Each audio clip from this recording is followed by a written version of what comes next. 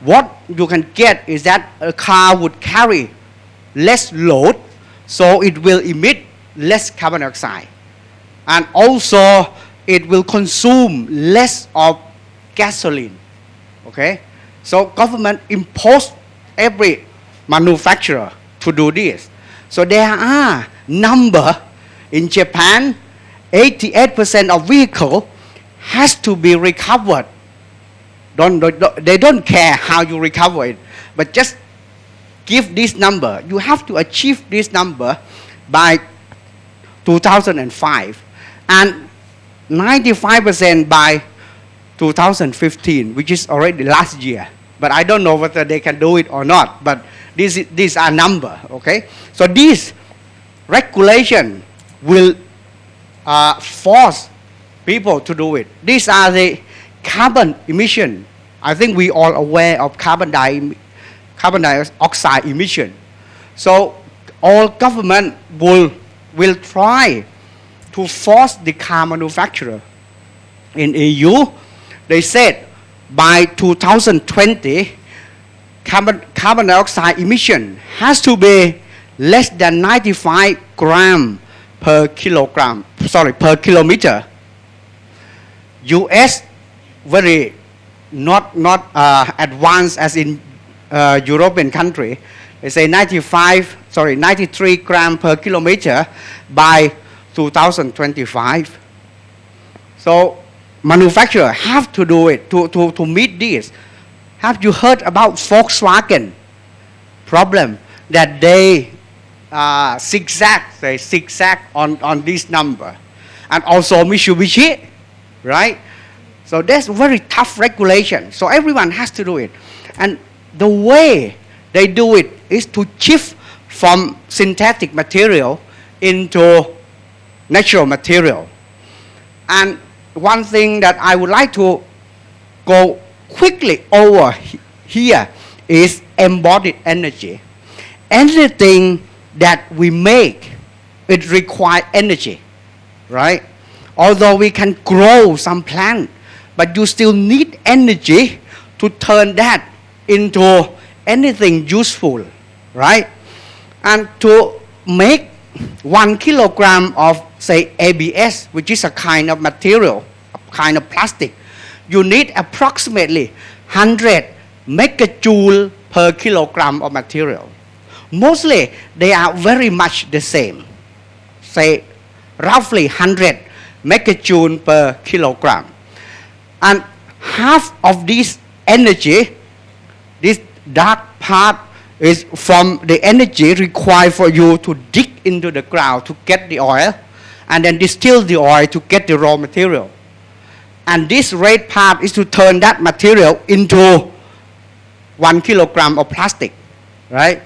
So if you grow, say this is polylactic acid, maybe most people here know polylactic acid.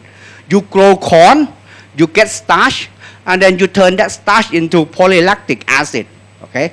Still, half of energy is to grow corn, and half, maybe more than half, to convert that lactic acid into polylactic acid. So when people encourage you to use polylactic acid as a single-use object, you use it and you throw it away, that is a waste of energy. It cannot be recycled, right? If you use something like this, it's still recyclable again and again. So you don't waste a lot of energy. Okay, so this is something that is green. Yes, it's green, but it's not sustainable. Okay, see if you can see my point. Now, this is glass fiber. We use a lot of them, and in the near future, people are going to use more of carbon fiber, which require a huge amount of energy. Okay, I'm not going to talk about this. It requires energy, but it helps you in many ways. The thing that I would like to focus here is hemp fiber. You know hemp? Hemp in Thai is ganchong. Okay, very popular now in Thailand. Okay, people grow ganchong, grow hemp. And this is the amount of energy that is required to produce 1 kilogram of hemp very small compared to here, right? So when we grow this is divided into fertilizer, machine use, fiber separation. So many steps, but yet the total amount of energy is still small compared to here. And this is why people interested in plant fiber. One additional point is that carbon dioxide emission. If you make synthetic material, it's going to emit, say, 500 kilogram of carbon dioxide per kilogram of your material. But if you use plant-based material, it emits only 300 kilogram of carbon dioxide per kilogram of your material. Okay, so this is the benefit that we get from here, and that is we call carbon footprint. I think most of you should have heard about carbon footprint. So plant-based fiber going to have very small carbon footprint. Now, I'm going to show you that in Western country there is a big demand for natural fiber because of, I've shown you many benefits. And this is the demand in Western Europe.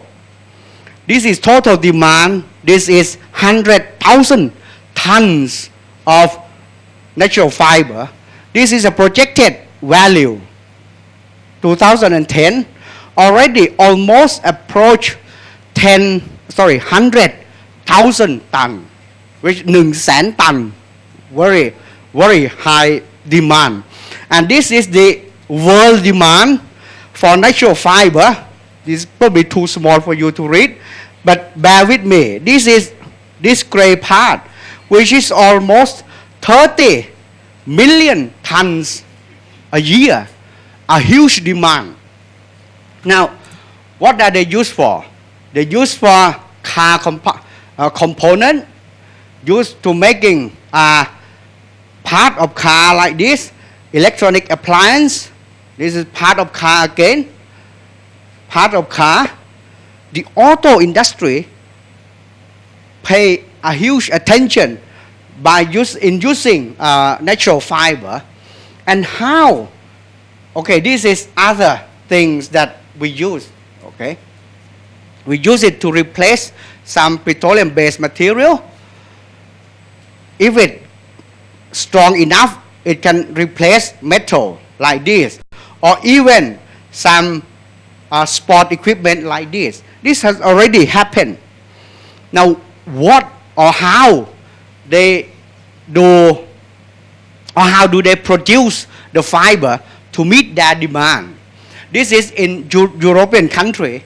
They have to grow fiber. This is flat, and they use machinery like this to harvest the fiber. Okay, so they have a huge area of planting this plant to get the fiber to feed into their industry. This is in US. They also grow it. Okay, this is Kenaf. They have a huge machine like this to feed their industry. This is in Japan. Oh, sorry, not in Japan, but it's done by a Japanese company, Toyota. Japan do not have a lot of land, so they have to go to Indonesia to grow jute and then get the fiber, process it, and then send all over the world. So it's based in Indonesia. Now, you can see now that everybody in the world, they are well aware and well prepared for the need of the future. Now, looking back in our country, we can plan what they can plan. But whether or not we should follow their way. Now, if you look at plant that can give you fiber, okay, there are so many. Sisal, bamboo, kenaf, jute or hemp, vegetable grass, bacchus, coir, banana or pineapple. Okay, I will just simply divide this circle into these two halves. Can anyone guess what criteria that I use to separate this into two groups? What? Okay. This side, if you need fiber, you have to grow it, right? You never grow sisal for something else. You grow it only when you want fiber from it. Bamboo, yeah, maybe you have a bamboo shoot, but that a different issue. If you need fiber from it, you have to grow it. Like this, even grass. You may think that it is everywhere, but in fact, once you harvest it, you have to wait, right? Okay. But on this side, we grow it because of their fruit, or because of sugar, because of a coconut fruit, and then we are left with waste, right? So this side is preferable to get the fiber. We don't have to waste our land to grow to get the fiber. So this is very interesting. Now, I pick pineapple for many reasons. These are some facts about pineapple. If you don't know, then it's good to know. Thailand is the world's top pineapple producing country. We have 600,000 rice planting pineapple. Okay, so there are no foreigner. We're going to skip this hectare. Okay, everyone know rice. 600,000 rice all over Thailand, and worldwide we have, okay, I don't have the rice here, so you have to, this is only 100,000, and this is 10 times larger than this. So about 10 of Thailand, 10 times of Thailand. And in this field, we have up to 180.5 metric tons of waste in the field. Imagine the amount of waste in the field, okay? And very little are used. And we are going to find a way to use it. So this is how people manage, or farmers manage their waste. They get a shoot, or we call ratoon, to grow the next crop, okay, small plant to grow the next crop. The rest is chopped down like this. You have to chop it into small pieces, leave it to dry, and then you plow the field. Or sometimes you push it to the side, leave it to dry, and then burn it. Generate carbon dioxide and wasteful, right? So in some aspect, people say, it's good. You give the soil all the nutrients that you may need, right?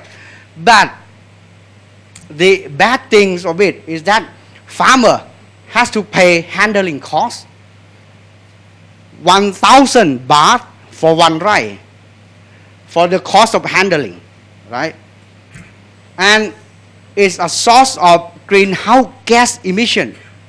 It emits carbon dioxide when you burn it. If you put it in the ground, if it rotten, it emits methane, which is very severe greenhouse gas.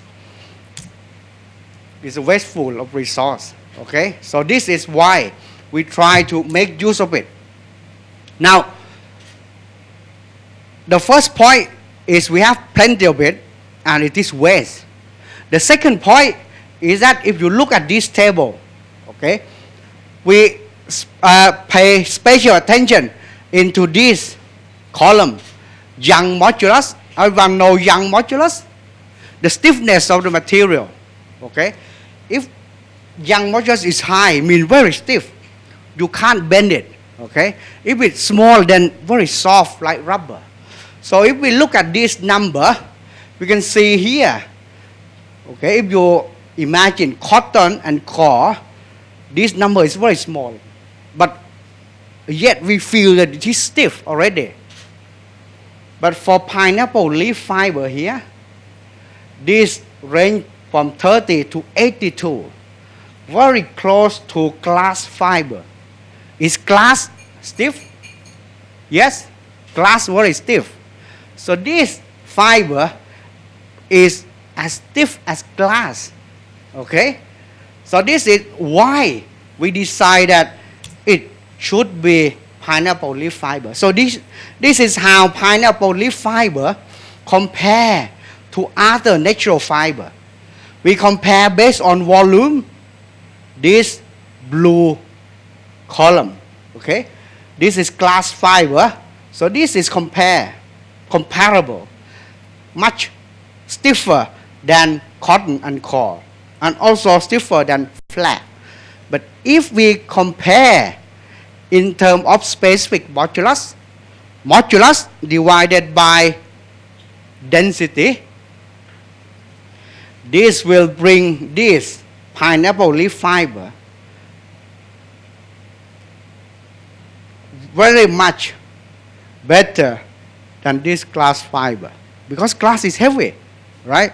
Glass is heavy, 2.5 gram per centimeter. Per cubic centimeter. Okay, so this, what happened? Okay, so this is very, very interesting, this pineapple leaf fiber. We can use it to reinforce glass, to replace glass in plastic reinforcement. I'll show you how we do, how effective this will be. And also, we use to replace aramid fiber for rubber reinforcement. Okay, we'll have to go quickly.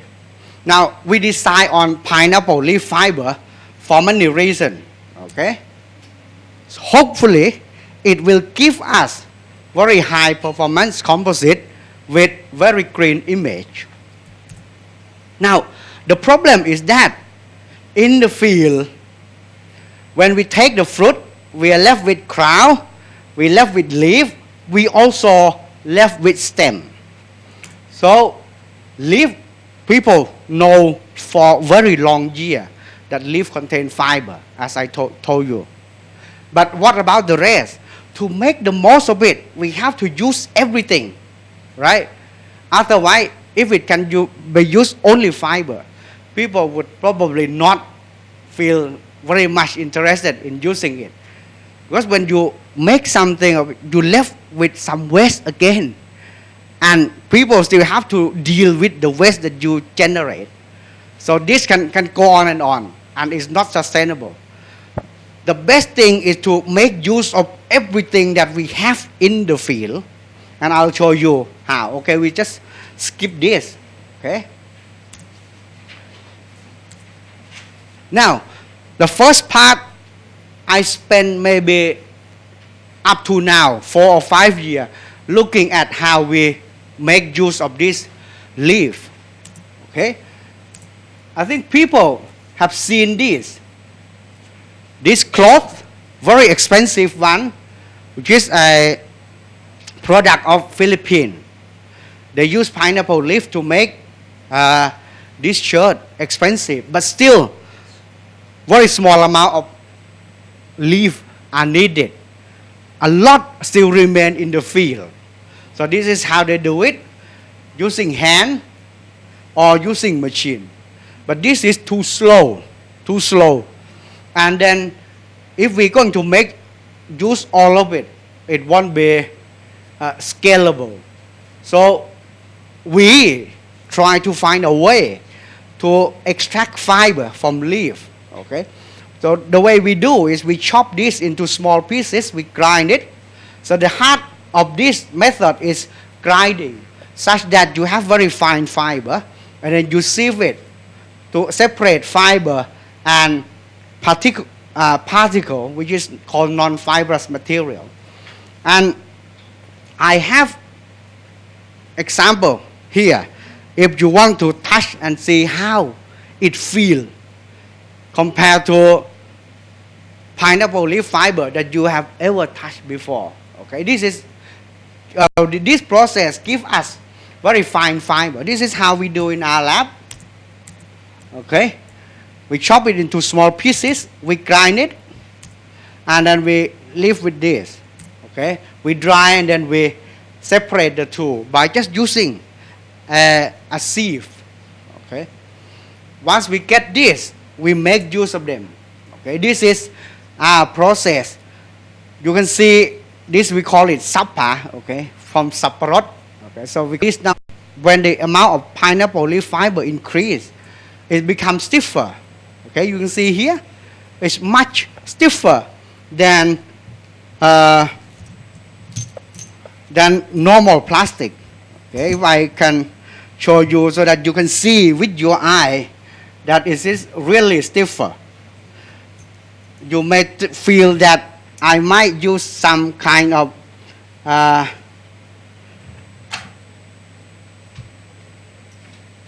you can see it become much stiffer compared to normal plastic, which is on the back here.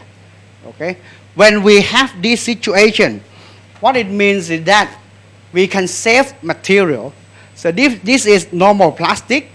When it's stiffer, say 4 times stiffer, we can save the material by, say, 75%.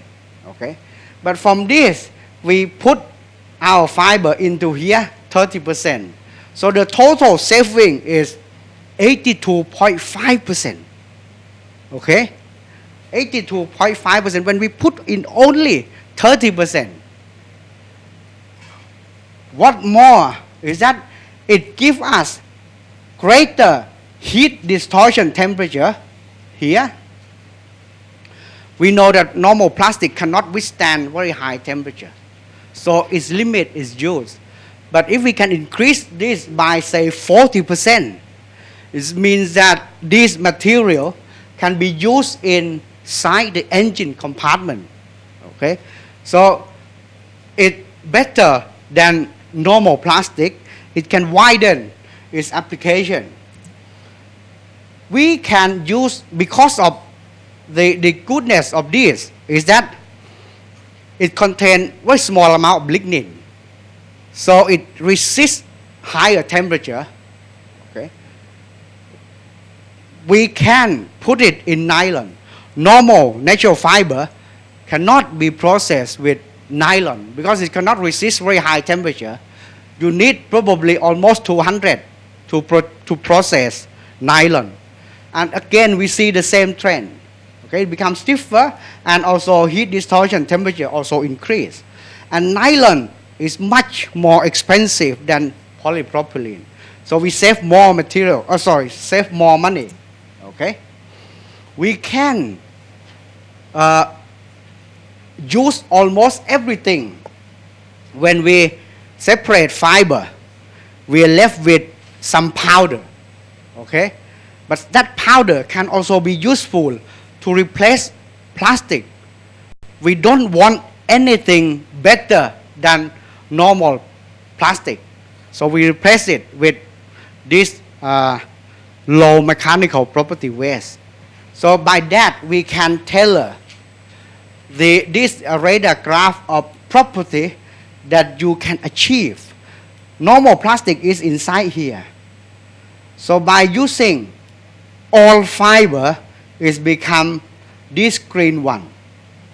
But if you use, say, 10% fiber and 10% waste material, you can be somewhere inside this radar graph, and this gives you opportunity to adjust cost performance of your material. Okay. It can be used to make various kind of product.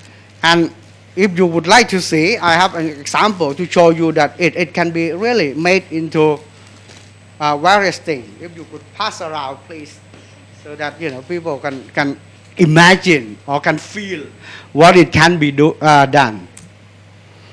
Next thing is to use to reinforce rubber. You may wonder why I would need to reinforce rubber. Okay, this is 2 pieces of material One is normal rubber, the other is rubber filled with fiber. If you use normal fiber, you cannot achieve this because it's going to break easily. But our fiber is very small, so it can help restrain the elongation of the fiber, of the rubber. Okay? This is the same mass. And you might wonder where that we want this property. Okay, imagine this kind of belt. You want flexibility, but you don't want stretchability, right? Or in tie like this. It has to retain its shape, but it has to be flexible enough. Okay, there we put fiber in. Okay? This probably too difficult. If I look at many of you here, you are still maybe student in your first year, second year, bachelor degree, most of students here. So perhaps I will skip this part, okay? But for those who may be interested in, we put fiber. This is fiber, stress of the fiber. This is stress of rubber. You can see that the level of stress is very different. When we put it on the same scale, this is fiber, this is rubber. So we put this fiber into rubber to make it stiffer. Normally it breaks easily. So what we do is we make it such that it can extend without breaking. Okay? So if you are interested, we can discuss over this later. We are able to change the stress strain behavior from very little extensibility into normal rubber. Still, these are very different in this beginning. Okay? We put our fiber to compare with nanofiller. You can see here, very different. This is graphene oxide. This is cellulose nanoviscose. So very different in this region. Okay? So this is how the fiber is used. It can be used in normal application to replace glass fiber or anything that you would imagine when people talking about nanofiber. Okay, I'm not going to spend a lot of time on here. So this just to recap all the application that can be used when we're talking about pineapple leaf waste. Okay. Next, extract. Everyone know extract? Okay, extract. You can extract something from plant. And this is not our work, but it is in literature. I gathered it here so that you know or you feel that there is something there. Okay, this is pineapple, diabetic, and US dollar per kilogram of bromelain. Okay, so these are bromelain application used in many fields. Okay, that's why it is so expensive. Apart from enzyme, there are starch in here. Okay, we separate starch from here, a different grade of starch from the stem. We look at in their size distribution, very similar to other starch, rice starch, pineapple stem starch, corn starch, cassava starch. But their main important difference is that it does not gel at 100 degrees C. When you have starch, when you put it on a stove with hot water, stir it, it will gel, right? But this will not gel at normal temperature for some reason which we don't know yet. It does not gel. No gel occur. But you can make it gel by increasing temperature slightly. So we feel that it has some good property. We're still exploring, how good they can be. Okay, Here is the gel point determined by DSC. Is this clear here? Most starch gel here. This is pineapple starch. Okay, it's say 90 degree, maybe about 10 degree above normal starch. We feel that this starch can be made it into foam like this, or single use utensil like this, okay, to replace polylactic acid, very expensive one and non-sustainable. I don't think it is sustainable, okay, sorry to say, but that's my feeling. Okay. So there are some remaining issues that we need. I myself cannot solve it. I still need some people to help me about the economic scaling up and engineering of the process, and also the management and logistic model in the field. Okay, this is very different from bagasse or sugar industry, because when people do sugar industry, all the waste are collected at the factory. So factory have to do something with their waste. So they make use of waste in paper, in energy, many things. But pineapple are left in the field. So factory, they have no concern. It's the farmer problem. Unlike sugar, right? When people transport sugar cane to factory, they get the sugar. After that, the waste belong to the factory. So they have to find a way to deal with it. So this would need many people to help solving the problem. Okay. So my last slide is this is what I think maybe we don't need to put too much stress on this, but you can feel from the very beginning to up to now that there are so many things that in pineapple field that we can make use so that our little world will be very sustainable. Okay, I hope you enjoy it. I don't see many fall asleep, but somebody start to show a sign of sleeping. Thank you for your attention.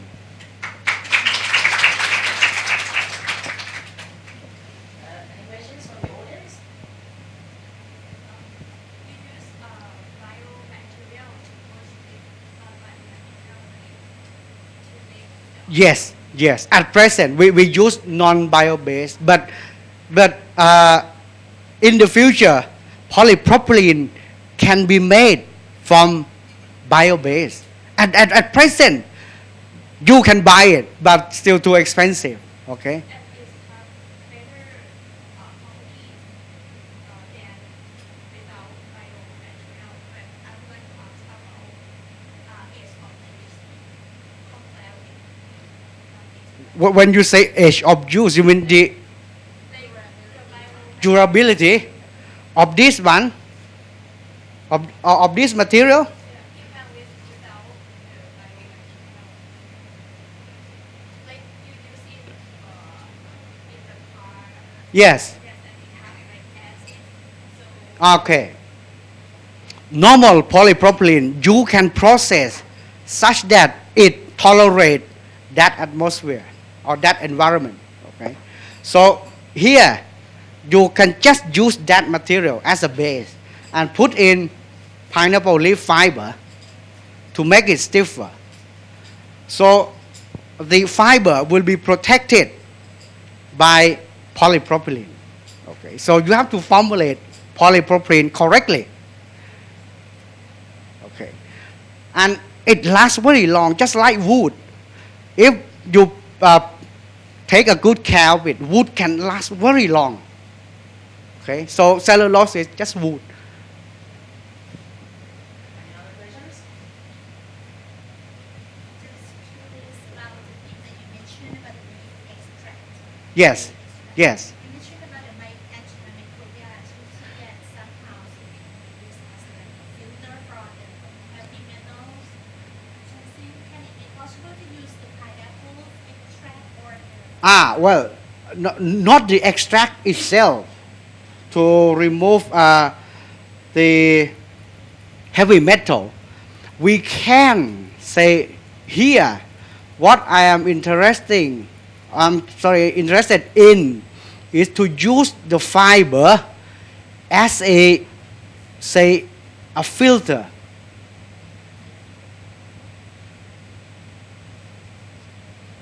Where is it? Yeah, here. Is it? Is it this one? Yeah, suppose we put our fiber into a non-woven fabric like this, and then we can modify its surface so that it carry some ligand or something, or some chemical or functional group which capture all the heavy metal. So we can pass water, say water with or wastewater through here, and that will trap all the chemicals. But here is not the activity of the extract. Activity of extract is to reduce cholesterol in your blood. The first one is to reduce cholesterol in your blood. Second one is to control the sugar level when people have diabetes. Okay. The third one is antimicrobial in any environment that you might have microbe as a problem.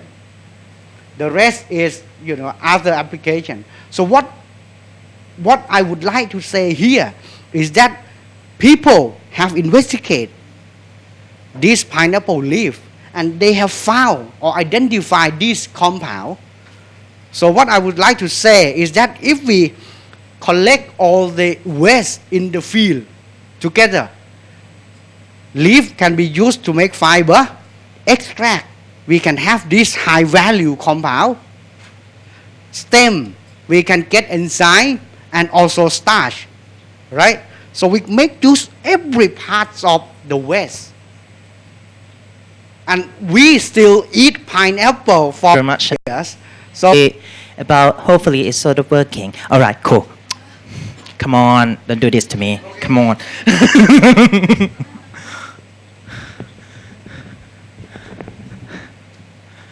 Oh, I forgot to tell you. We running 15 minutes late based on the schedule.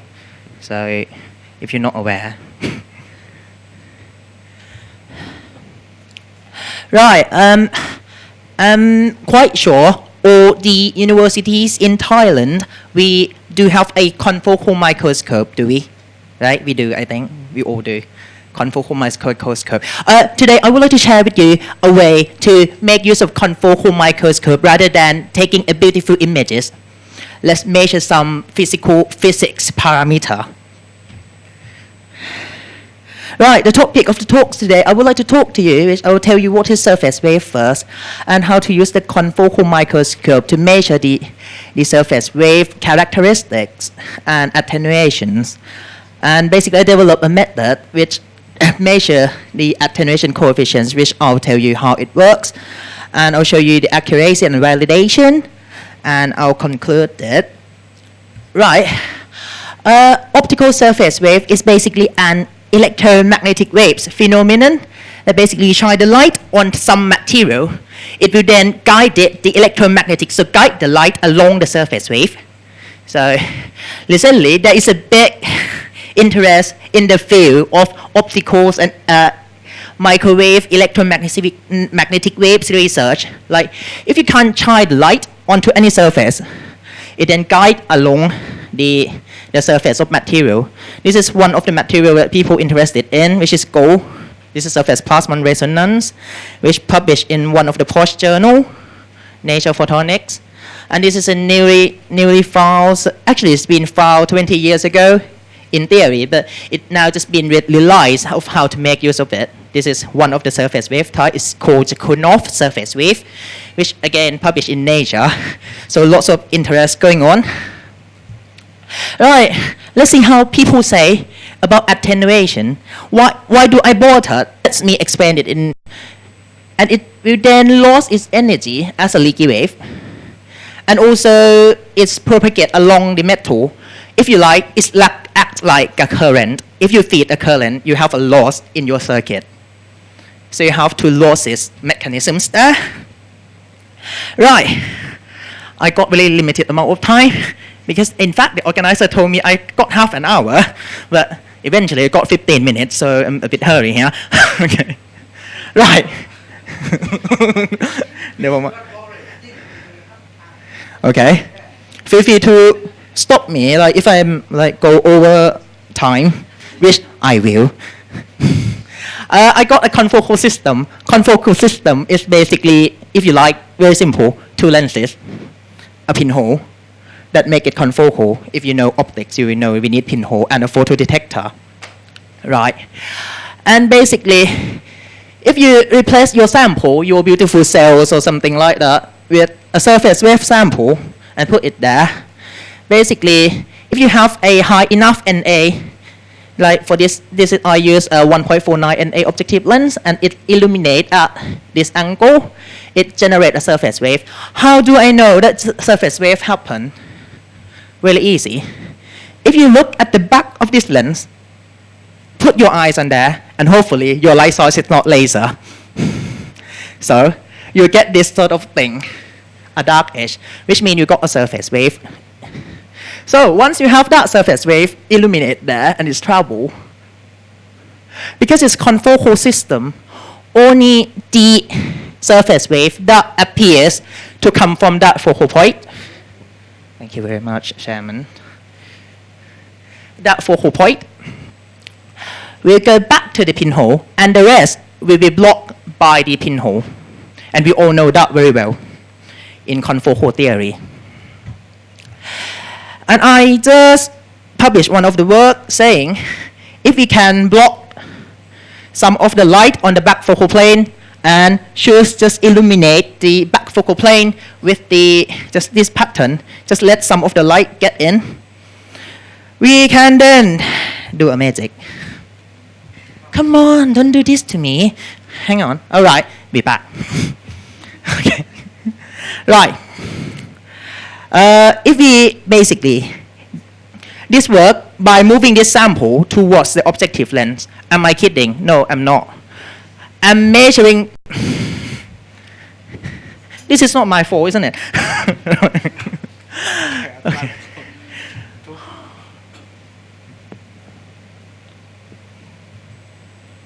I think something wrong with the cable, surely.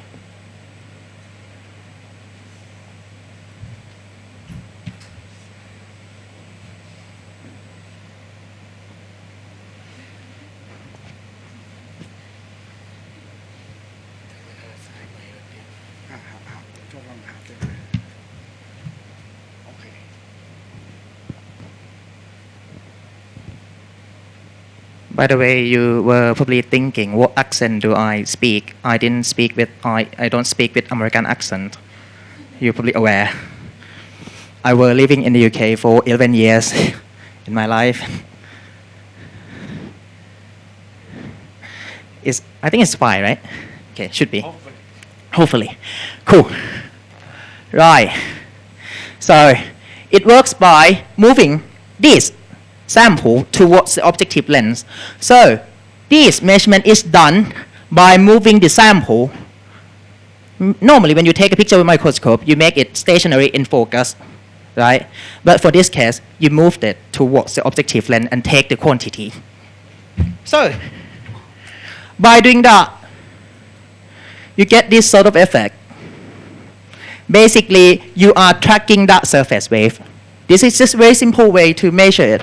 The impossible thing I said to you. So with this, you can have surface wave measurement in your confocal system. Let's look at a bit of theory. Surface wave basically is just an attenuation of attenuation coefficients there. If you look at electromagnetic waves equation from Maxwell equation, you would be able to write this down. So Kc is a coupling loss I told you. There are two losses mechanism, and K ohmic is an ohmic loss. So this is a measurement. I prepare 5 gold samples, which I measure the gold thicknesses with ellipsometer to confirm the thickness and measure the attenuation coefficients using a confocal system. I can then measure the attenuation coefficient by taking a log scale of that curve. This is a log scale. So you would then know exactly that the slope of this log scale is basically your loss terms. This Kc plus K ohmic, and this is the number. So, but although we can measure the total loss, we still haven't separated them. How do we separate them? It's very tricky. That's why people would normally say it's impossible. How do I do it? Let's have a look here. We have now basically two equations and we have three unknowns. Two equations. First equations from the slope of the line a moment ago I showed you and the y-intercept. But we have three unknowns, A, Kc, and K ohmic. A, where does it come from? A is basically the amount of light you put into the system. You can have 10 milliwatt laser, 20 milliwatt laser, whatever laser you can use. So you have that factor there. Because we use a linear polarization system, and it's all people know, I think, that surface plasmon only being excited with P polarization, not the S polarization. There is no dip there, as you see. It's just a flat surface. There is no dip, so there is no surface plasmon there. So what do? We play a game by using a spatial light modulator. Put a phase pattern there. Just put a phase pattern ourselves that make it look like a surface wave. Make it look like a surface wave that go opposite to the direction of surface plasmon. So if that is true, what we can then do, we can then write the equation Yau of the artificial surface plasmon as A times Kc times e to the minus the coupling coefficients with no ohmic loss. Why there is no ohmic loss? Because this is artificial wave. It's not a real wave. This is the wave I created myself on the surface. So there is no ohmic loss. Because of that, we then know. I basically did 4 times measurement in order to check whether it's accurate. On the positive side, this is the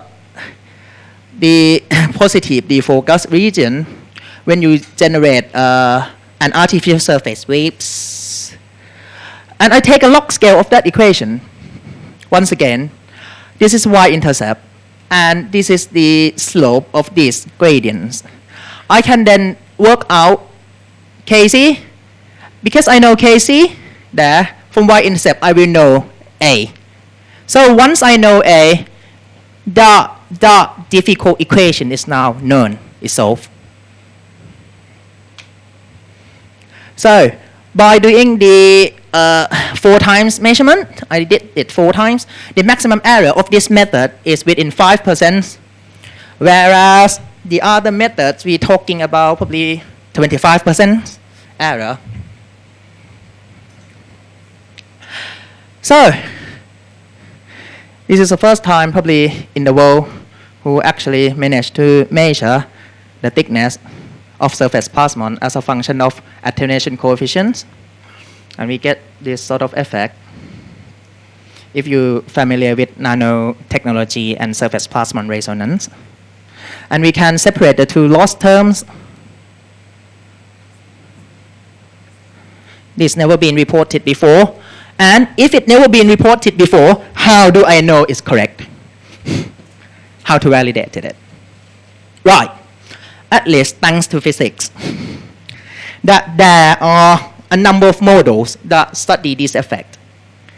And let me validate it. This is a measurement, this is a model, and this is the measurement. I'm sort of confident that my results match very well with the model. So I think it's quite convincing. The question would be, I'm thinking I'm running out of time, so I'll rush it up a bit, right? The question would be, would it be only applicable for surface plasmon? Can I use it for some other types of waveguides or surface wave structures? Yes, you could. You just replace that surface plasmon sample with any surface wave structure, like waveguide, electromagnetic waveguide that you want to measure. This is one example. For non-surface wave, the ohmic loss, non-surface wave such as what? Such as waveguide, basically. The ohmic loss is normally very low, resulting in no dip in intensity. So the other methods that measure the attenuation would not be possible. That's why people say it's so difficult. And the confocal system enables us to measure the attenuation coefficient, so we can actually measure it. You can try this in your laboratory. It's as long as you have confocal system there. We fabricate a waveguide structure made of glass substrate, lithium fluoride 60 nanometer, and PMMA 450 nanometer. So it's a waveguide. As you can see, on the back focal plane, nothing much you can see except very strong, very narrow dip, which is very difficult to measure. So you really need a confocal system to measure it. Right, to conclude. I think I made up the time now. Right, I have at least demonstrated to you how a modified confocal microscope can be used to measure attenuation coefficients. And by doing the artificial surface wave, we can use the S-polarization surface wave to excite the artificial surface wave and use that as a cell-calibrated tool to measure attenuation and separate the two attenuations. The confocal system allows us to measure the attenuation coefficients of low-loss structures such as waveguide structures. All right, that's all for my presentation. Thank you very much for your attention. Any questions from the floor? Any questions? Please ask me, please. Feel free to. I guess quite difficult. Oh, physics. I got really limited amount of time. In fact, they gave me 30 minutes, but 15. Because in the time slot it said 15, so I make it 15. Fine. Magic. Yeah, I'm sure. I'm sure. I have been told that I have 30 minutes. Oh, never mind. I think I have covered all the points that I want to say anyway, so it should be all right.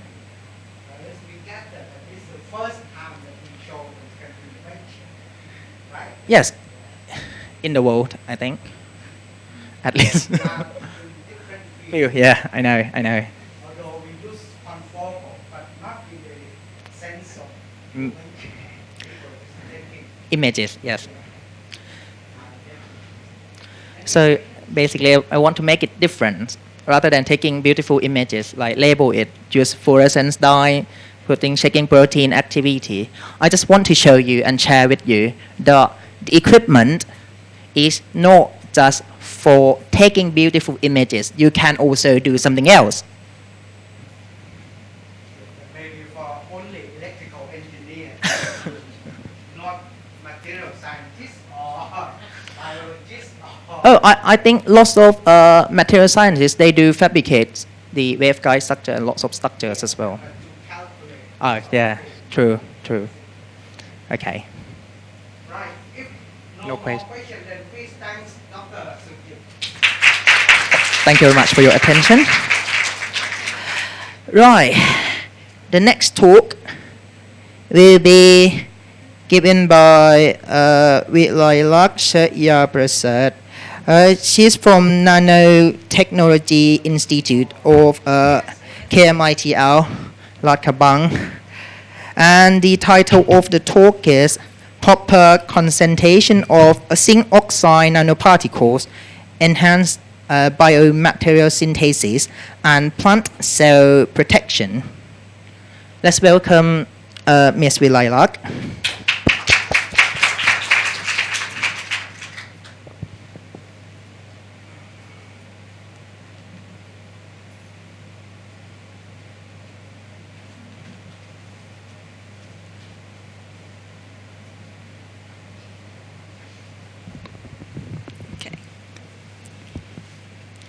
Good afternoon, everyone. My name is Vilaylak Prasert.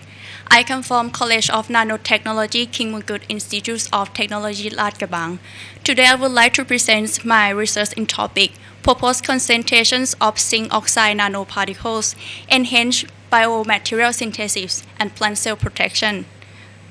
First, I would like to introduce about plant biomaterials, two types, sugars and flavonoids. We know sugar main composites of polysaccharides biomaterial, and it have diverse functions in plant systems such as an energy source and signaling molecule in metabolic process. Another type is flavonoids. Flavonoid is secondary metabolized, produced by many plants, and when plants in the stress condition, plants will enhance accumulations of the flavonoids in order to protect itself. And characteristic subgroup of flavonoids like flavone, isoflavone, and anthocyanins, also flavonols, have been shown in each species of plants because they explain different patterns of flavonoid biosynthesis genes. One of the flavonoid regulatory genes named PAP1, or the full name is Productions of Anthocyanin Pigment 1. These genes express and control all of the pathways of flavonoids. And express of these genes also accumulate the accumulations of flavonoids in plants. Normally, the accumulations of total soluble sugar and flavonoids are very sensitive on abiotic states, such as salinities, ions, and dose states. Other things I would like to introduce is about a lipid peroxidation. This is a chain reaction happens on lipid cell membranes, and when cells start to damage. One of byproducts is malondialdehyde or MDA. So the amounts of malondialdehyde can imply how much cell damage. So we can say like more MDA content, more cell membrane damage. And for about zinc oxide nanoparticles, nowadays we use zinc oxide nanoparticles in very wide like H1, H2, H4, H5, and H7 as required by Somporn Parin and Kang Chan 2015. So shoes of each sample were placed on mulashiki and scoop MS medium. That's supplement with zinc oxide nanoparticle in concentration 0, 10, and 20 milligrams per liter. All of plants will grow under the control condition, then used for analysis.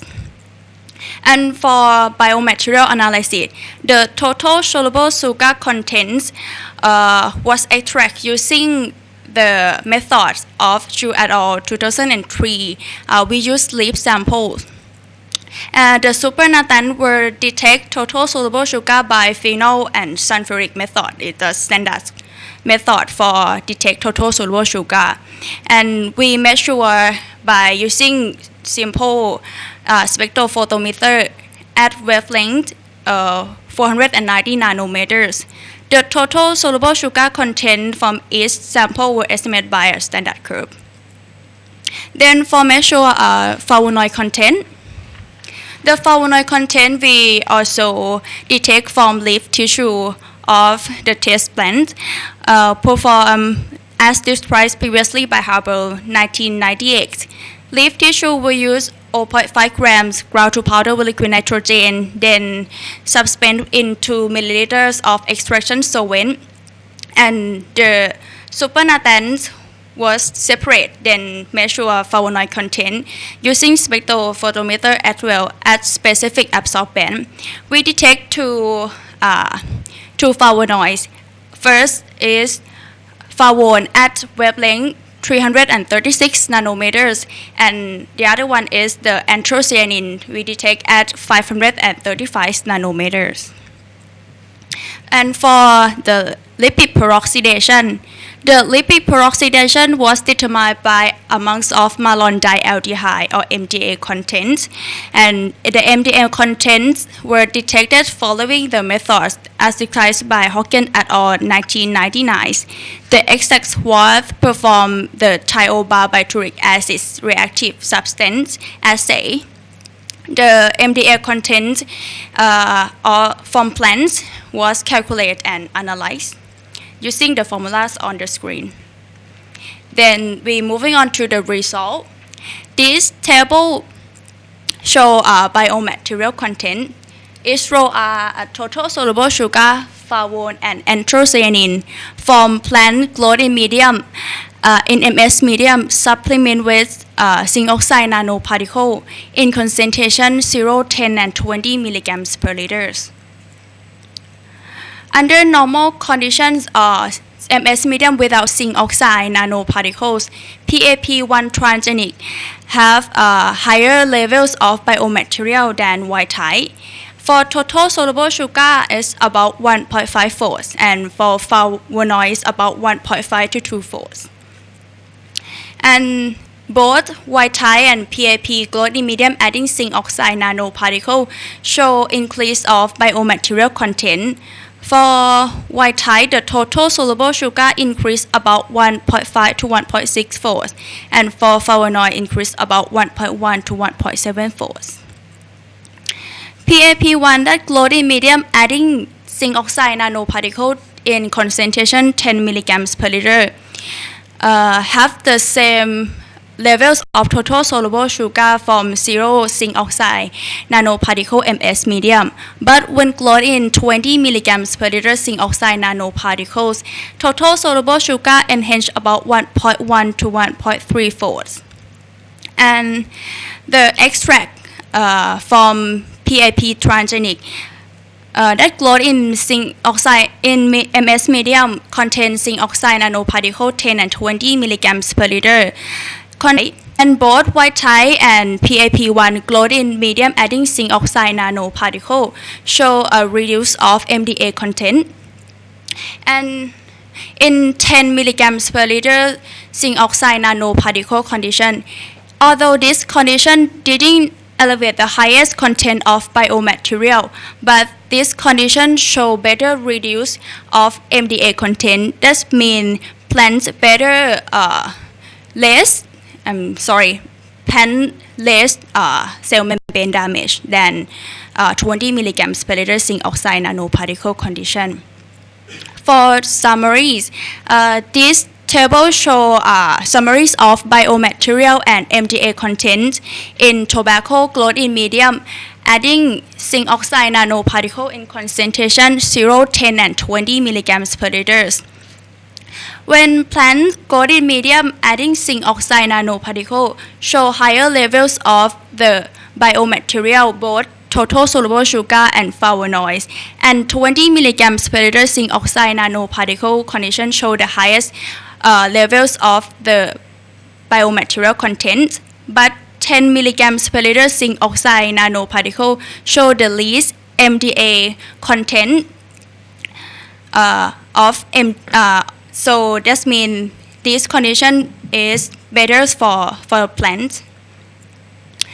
The reason why 20 milligrams per liter zinc oxide nanoparticle condition show higher MDA content is because when zinc oxide nanoparticles in uptake in plant in zinc ion form is leads to oxidation reaction on lipid cell membranes as well. Therefore, 10 milligrams per liter zinc oxide nanoparticle imply as a proposed concentration for enhanced plant biomaterial and physiological protection. And that's all for my presentation today. Thank you so much for your kind attention.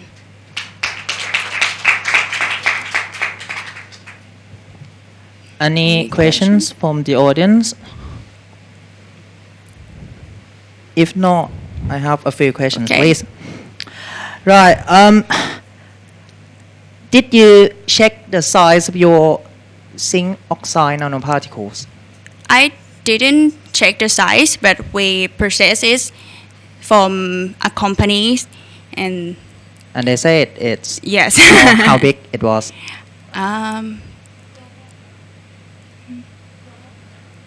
Global? Right. Okay.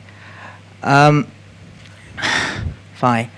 I'm wondering whether you have done the same study with any artificial cell membranes like PS type, PC type, lipid bilayer structures, Artificial cell membrane. where you can actually eliminate all the other factors and study so the membranes and the particles. Sorry again, please. Oh, I okay. didn't get that. In biology, Uh-huh. lots of people who do biophysics, they actually can make artificial membranes Mm-hmm. that you can actually use it to study like drug delivery Mm-hmm. and biophysics like dipoles, membranes, lots of things like that. So I think it would be a good idea if you can, because there's still lots of factors here, lots of unknowns in your Yes. study. So I think it would be a good idea if you just like tried it with artificial membrane and just put your zinc Oh, oxide and okay. study the effect. Okay. That Because you will know exactly whether it's damaged. usually have things. So in that solution, there is already zinc. Yes, in MS medium, and we adding more Zinc things oxide. to it. All right. And from your very last slide, you show the effect of your zinc oxide particle on what is MDA or something like that. Malondialdehyde. And it is look as though that the 10 milligram cause more effect than 20.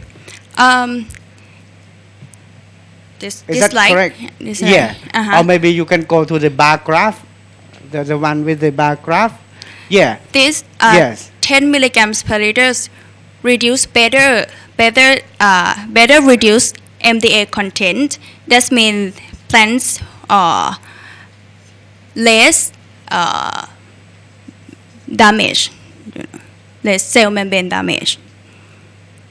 So if there is no zinc oxide in the control one, cell are damaged. Yes. And when you put 10, there's no damage. No, it's just Less less. damage. And then when 20 is damage again. Because when plants have like high dose of ions, is come to stress condition, and plants will change the metabolics and relatings of metabolics. The flavonoids is the secondary metabolite that plants produce to against the stress condition, like from bugs or from the stressor, the abiotic stressor. But what feel strange to me is that when there is nothing there, the control one, Why yes, it still why- have yeah. MDA? The reason why MDA reduce is not because of it's not the direct cause of zinc oxide, but zinc oxides enhance the flavonoids. Flavonoids reduce ลง Facebook.